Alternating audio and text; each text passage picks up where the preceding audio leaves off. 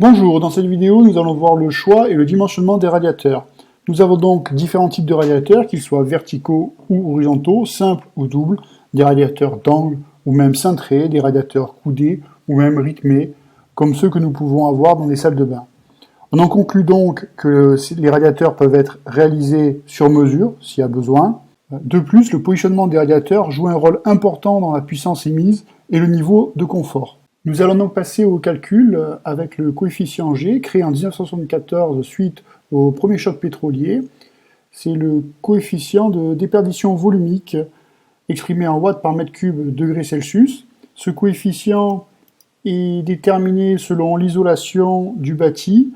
Il est introduit dans la formule suivante, déperdition totale égale G fois V fois delta θ, où donc G, je vous l'ai dit, en watts par mètre cube degré Celsius, V étant le volume habitable en mètres cubes, et delta T qui est égal à la température de consigne moins la température de base.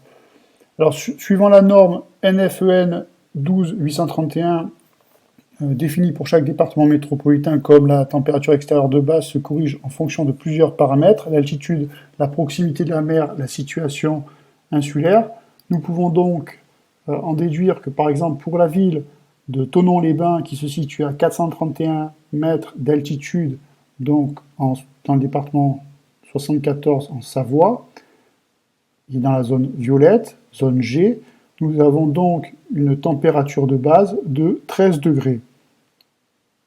Ce qui signifie pour une température de consigne de 20 degrés que nous aurons un delta T de 33 degrés. D'où dt égale G fois V fois delta θ, avec par exemple une maison construite sous la RT 2005 avec un G égal à 0,8, une pièce, si on s'en réfère au calcul d'une seule pièce, de 3,80 m par 4 m sur 2,50 m de haut, ce qui nous donne 38 mètres cubes, et le delta T précédemment calculé de 33 degrés Celsius, nous avons donc une déperdition totale de la pièce de 1000 watts. Maintenant que nous avons calculé les déperditions du local, nous allons nous intéresser au régime de température pour définir la puissance du radiateur à installer. Voici le schéma hydrocablé d'une installation. On va s'intéresser au premier radiateur et à son régime de température qui peut être de 75-65 pour des chaudières basse température ou de 50-40 par exemple si on décide d'abaisser le régime d'eau. Dans le cas présent, elle sera de 75-65 et la température ambiante sera de 20 degrés. Selon la norme européenne EN 442, un équipement de chauffage, chaudière, radiateur ou batterie de chauffage, est dimensionné en régime 75-65. Cela signifie que si on choisit un radiateur de 1000 watts, dimensionné en régime 75-65, l'eau entre dans le radiateur à 75 degrés et elle cédera 1000 watts de chaleur pour le local, qui lui sera à 20 degrés et sort avec une température de 65 degrés. Afin de mieux comprendre le régime de température, nous allons nous intéresser au facteur de conversion. Pour ce faire, nous devons calculer le delta T. Le delta T est égal à la température d'entrée plus la température de sortie divisé par 2 moins la température ambiante. Soit pour notre régime d'eau, 75 plus 65 divisé par 2, donc 70, moins la température ambiante, égale 50 degrés. Plaçons maintenant l'ensemble des valeurs dans le tableau, 75 degrés de départ, 65 de retour, 20 degrés de température ambiante.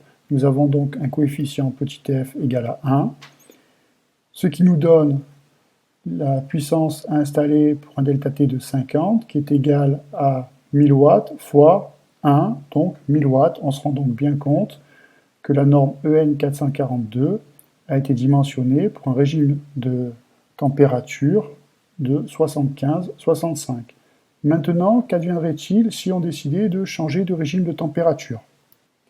Si on se place sur un régime de température de 50-40, 50 en départ et 40 en retour, pour toujours une température ambiante de 20 degrés Celsius, nous avons donc un coefficient petit f de 2,5, ce qui va nous donner, au final, une puissance à installer de 2500 watts. Il faudra donc installer un émetteur de 2500 watts en conditions normales 75-65 pour répondre à un changement de régime de température 50-40. Et aux 2500 watts trouvés, il faudra appliquer un facteur de surpuissance de 10%, ce qui nous fait donc un radiateur de 2750 watts. Ce facteur de surpuissance sera notre sécurité par grand froid. Je vous invite à cliquer sur les liens dans la description pour télécharger la documentation Akova et Finimetal et également arriver sur une page qui permettra de calculer la puissance de radiateur.